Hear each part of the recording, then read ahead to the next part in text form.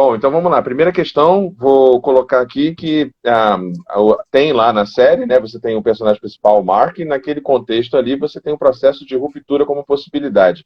É possível você dividir a sua consciência ou o seu ego, enfim, vamos ver isso daqui a pouco, em duas, entre o mundo da vida e o mundo do trabalho, onde uma não encontra a outra, né? Então você vai para o trabalho e tudo que você vive no trabalho é como se fosse um loop infinito, quase que você teria duas partes da consciência ou do self, enfim, vivendo quase que num eterno retorno, é um loop infinito, né?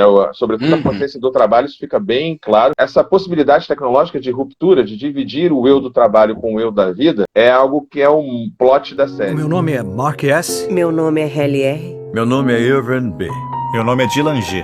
E eu, de livre e espontânea vontade, Optei por me submeter ao procedimento. Conhecido como ruptura. Maneiro. eu dou permissão para a corporação Lumon. E é uma boa corporação. Para dividir minhas memórias entre minha vida profissional Opa! E minha vida pessoal. Eu estou ciente de que assim que o procedimento estiver completo, Eu não poderei acessar minhas memórias pessoais. Enquanto estiver no andar de ruptura da Lumon.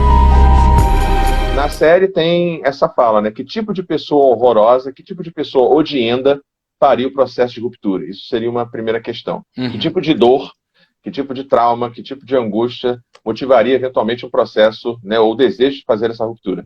E uma outra coisa que eu trago para você, Ricardo, é que a gente tem pelo menos duas grandes linhas de divisão topográfica, né, do aparelho psíquico humano, né, da psique humana. A mais famosa é Freud, com a questão do ego e superego, do inconsciente ao consciente e tudo mais.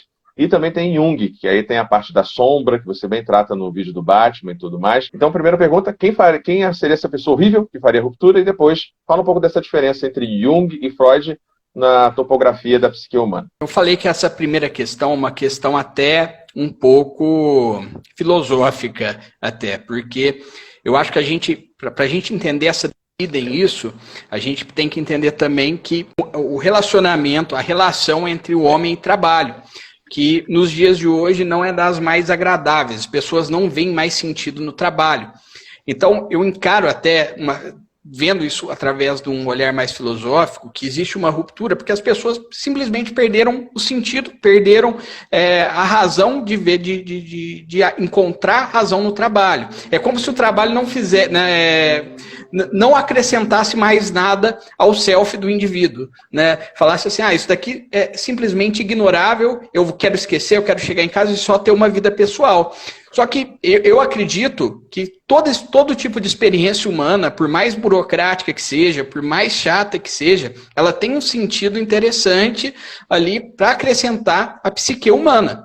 Né? Por mais que a gente não goste desse trabalho, os pesares da vida, as dores da vida também precisam acrescentar ali. Então, eu acho que é uma tentativa ali, talvez, de tirar um lado da vida que é muito chato, né, e colocar isso. E se você vê, por exemplo, o perfil do protagonista, que é o Mark S., ele tem um perfil mais depressivo, de que ele está fazendo isso para esquecer um pouco, para pelo menos algumas horas do dia ali, esquecer toda a questão envolvendo a morte da esposa dele, né? E também para não pensar muito sobre a vida ali, em alguns momentos ali, se desligar, né? De certa forma. E você, Thiago, agora eu vou devolver essa pergunta para você, né? Que tipo de pessoa odiosa faria isso? Eu acho que, assim, primeiro, eu acho que tem muito a ver com a gente ser fruto de um meio, né? E a gente está no meio, e aí falando em neoliberalismo, e a ideia, eventualmente, de uma das correntes da origem da palavra trabalho, do tribalium, que eu questiono um pouco isso, outros historiadores também, seria um instrumento de tortura. Se a gente pensar em Gênesis na Bíblia, o trabalho é realmente uma pena, né? Uma pena no sentido de punição que o Deus do Antigo Testamento e da Gênesis dá para Adão e Eva por conta de, né, escolher o fruto do conhecimento, do bem e do mal. Então agora eles vão ter que trabalhar a terra e tirar o seu sustento. Então trabalho como uma pena, né? E aí o Weber trabalha isso na ética protestante, né? Como que se o protestante fosse diferente do cristão, do católico, no caso, né? E visse no trabalho certo valor e tudo mais.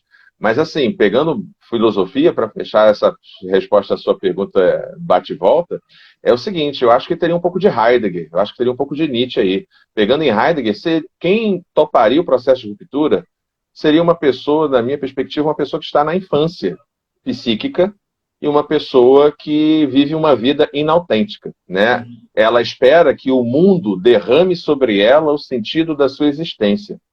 Então, isso nunca vai acontecer. Nunca vai ser o mundo. Você nunca vai ter o trabalho dos sonhos, você nunca vai ter o relacionamento dos sonhos, você nunca vai ter o seu canal no YouTube com os inscritos e as interações dos seus sonhos. Nunca vai acontecer. Então, assim, quem vive uma vida inautêntica esperando que o mundo supra as suas necessidades, essa pessoa ela vai para o processo de ruptura, porque ela vai entrar em negação com relação a traumas e tal. Então, assim, o Mark, ele é muito isso, né? Para superar, aí que tá, não é para superar, é para esquecer, ou fingir que esquece, ou sei lá, o trauma Perfeito. e a culpa da morte, né, da sua esposa no acidente de carro, que ele entende como culpa sua, de alguma forma, a gente não tem isso claro na primeira temporada, ele se voluntaria para o processo de ruptura, né? Então, a terrível pessoa que faz o processo de ruptura é uma pessoa que não está fazendo terapia.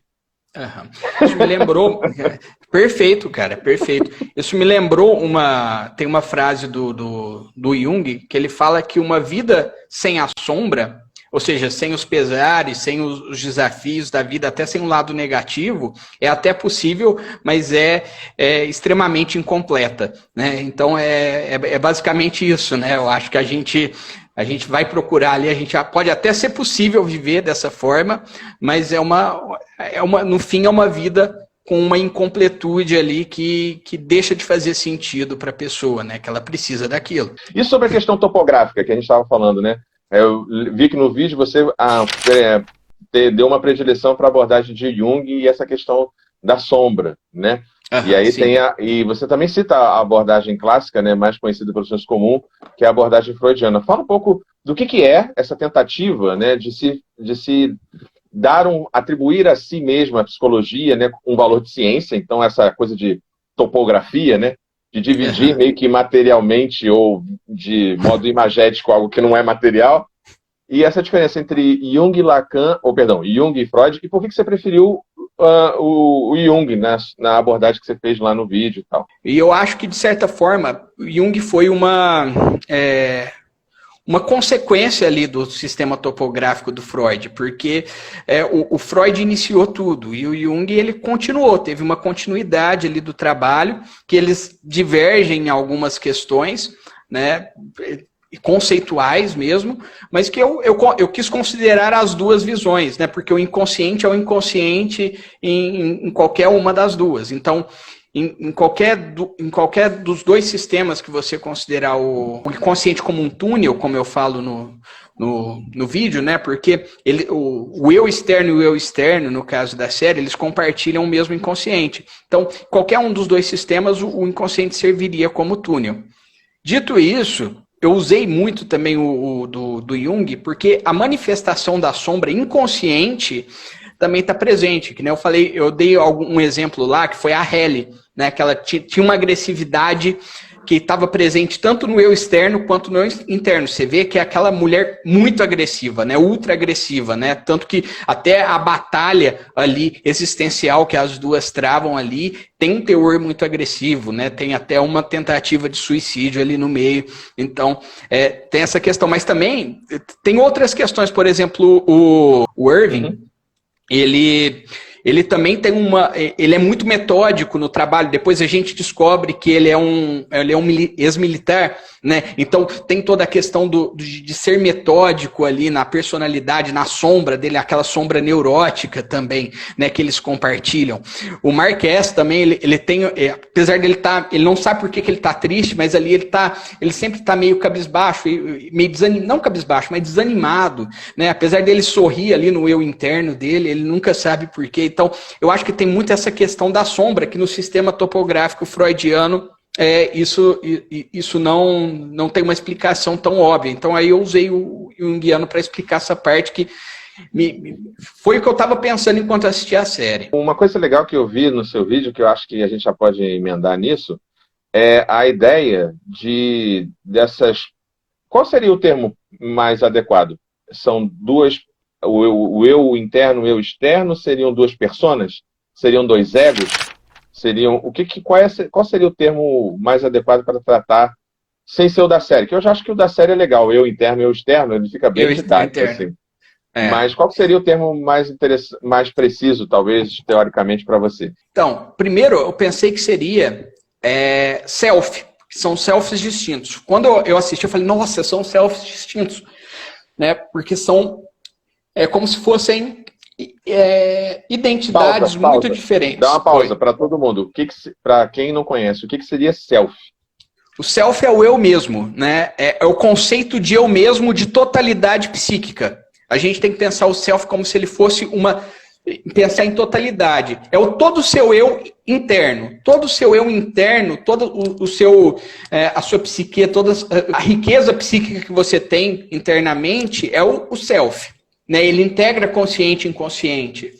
Então, o self é toda essa totalidade. E eu pensei que essa totalidade seria dividida também. Então, tem toda essa questão aí do self. Eu pensei que fosse. Mas depois, pensando sobre, eu vi que, como eles compartilham o mesmo inconsciente, que faz parte dessa totalidade, eu vi que não, que é o ego, na verdade, que é o eu. A persona, ela é mais superficial, e eles têm personas diferentes. Ela fica muito acima, ela fica muito perto do mundo externo. Então, ela não seria possível ser personas diferentes. Então, é o ego mesmo, né? É o ego que é o eu mesmo. É uma noção de eu que consciente, o ego. Né?